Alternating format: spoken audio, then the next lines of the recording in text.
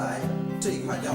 那今天小丁就用这块多下来的料和这一节桃树的木头做一把新的水果刀。那今天呢，就用这个多下的黑檀料做刀身，用这一段桃木做刀柄。由于呢这一次多下的这个黑檀的料上面仍旧是有瑕疵的，那小丁这次呢尽量的避免这个瑕疵，把这个瑕疵的位置做到刀柄里面去。来看看今天小丁的这把刀做的怎么样。